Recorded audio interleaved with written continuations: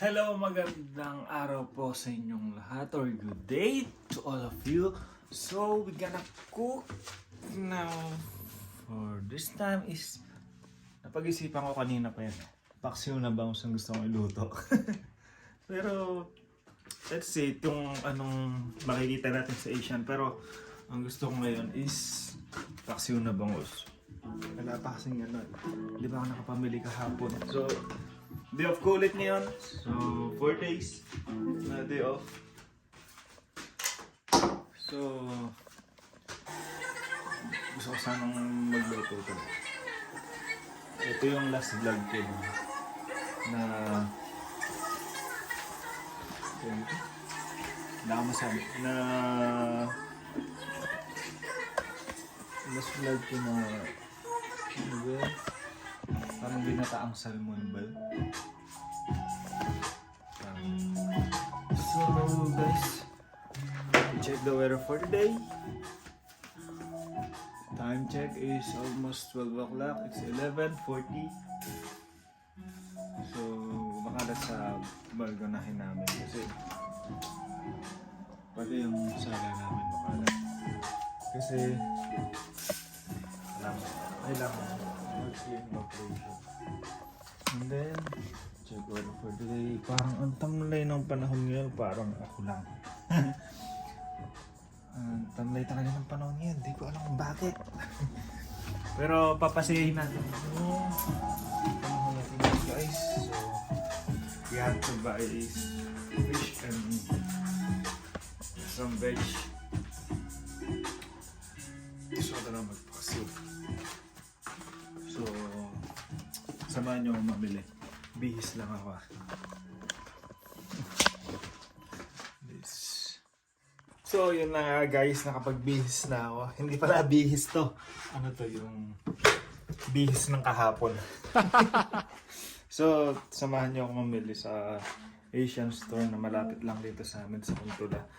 Hindi kasi ko punta sa ito kasi tinatamad ako.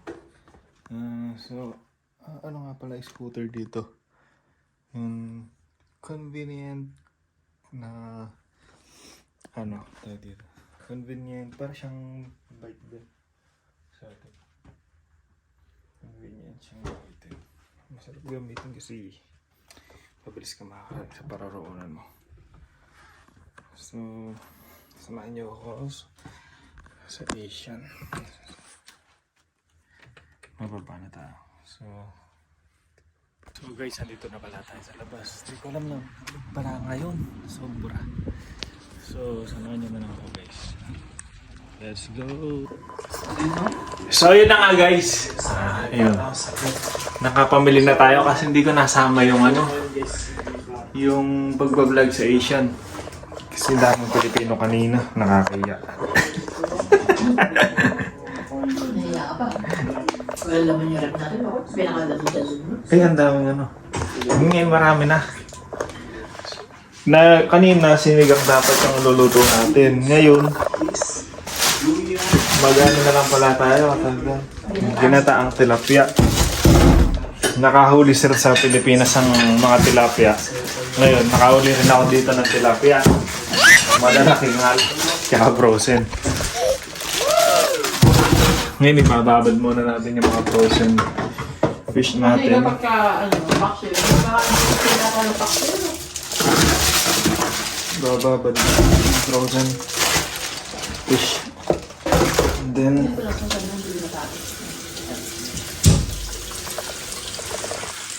prepare na natin lahat ng sangkap before natin gawin yung isda para hindi medyo malansa yung mga sangkap natin.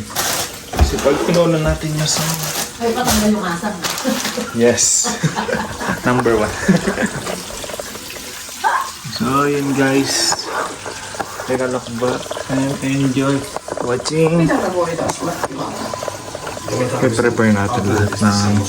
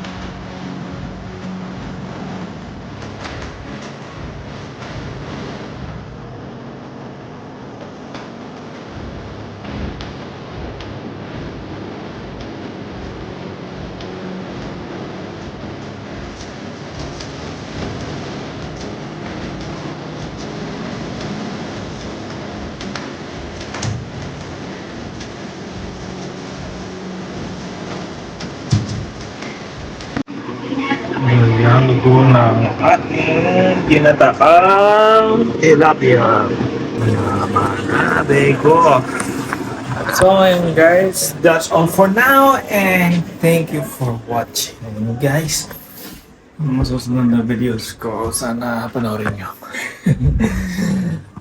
Thank you.